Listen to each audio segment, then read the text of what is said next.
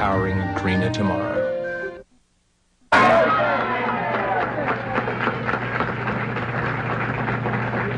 Mayor Yorty has just sent me a message that we've been here too long already.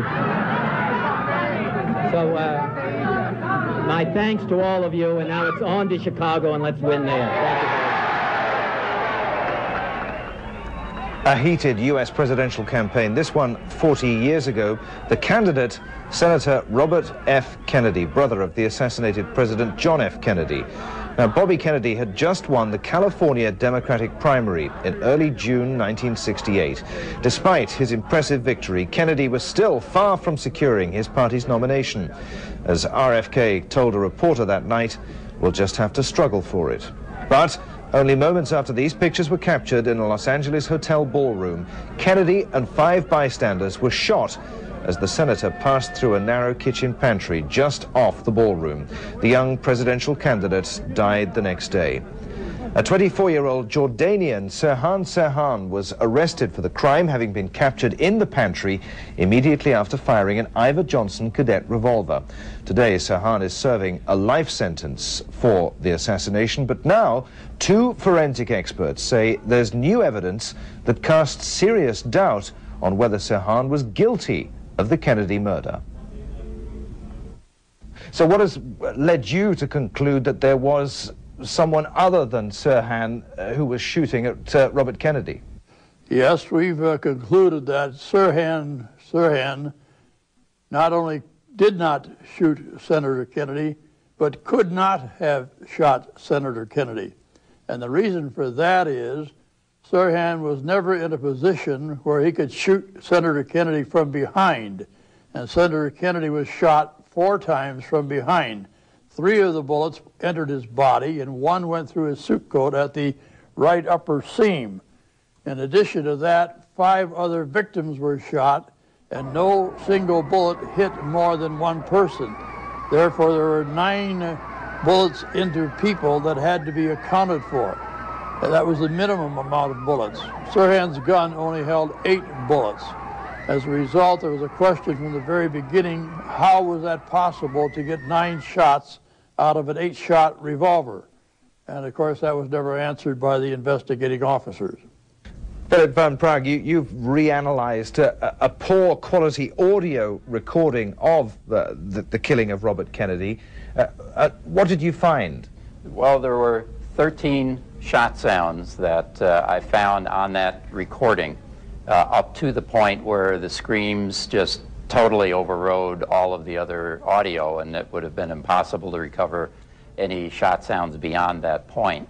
So the discovery of 13 shot sounds in and of itself establishes a second gun from the standpoint of Sirhan's capacity being only 8 shots. The second discovery was the presence of 2 double shot instances, and that is 2 shots that occur so closely together as to preclude the possibility of having come from a single weapon. There were 2 such instances of those double shots. The third discovery, which was an outgrowth of the first 2, was the discovery of a frequency anomaly that occurred with 5 of the shot sounds. That frequency anomaly was later matched in an independent firearms test on a firing range that duplicated that frequency anomaly with 1 of the 2 weapons, that frequency anomaly not being present on the Ivor Johnson Cadet 55, but being present on the H&R 922, which has the same rifling characteristics as the Ivor Johnson. Could you just take us through Pruszynski's movements with the microphone, that aspect of this? Okay. At the time that the shots began, Mr. Pruszynski was trying to catch up to the Kennedy entourage. The Kennedy entourage had left by the back of the stage area and proceeded towards the kitchen pantry. Mr. Pruszynski, upon collecting his microphone and tape recorder, proceeded down the staircase to the right of the audience and towards the doorway that led to the kitchen pantry area. It was while he was descending those stairs that the shot sequence began. He was unaware of the fact that shots were being fired at the time and continued to walk toward the kitchen pantry area. and upon arriving at the kitchen pantry, of course, then realized what had just happened and subsequently continued his recording for another 30 minutes or so. We have a copy of that recording. Let's listen to part of that right now.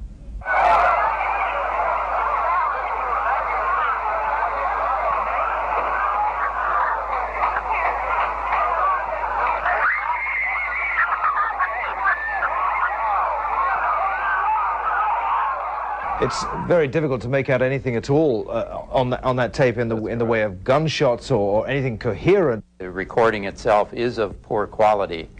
However, analyzing it with techniques that are available today, as opposed to 40 years ago, or almost 40 years ago, when the FBI laboratory in Washington, D.C. analyzed the recording. Today, we have much more modern techniques, and we're able to discern things from that recording that we're unable to, or the folks were unable to come up with that long ago. Robert Joling, given all of that, do you know who killed Robert Kennedy and why? I don't know who did. I know who was in a position to have done it, and there's a difference between those two positions, as you well know. As to why he did it, or whomever it was that did it, that's looking into a mind of a person who is not here and whom we've never examined, and therefore it's impossible really to answer that question truthfully. Robert Joling and Philip van Praag there, and this is their book, An Open and Shut Case. You can get details on their website, anopenandshutcase.com. Coming up next, a machine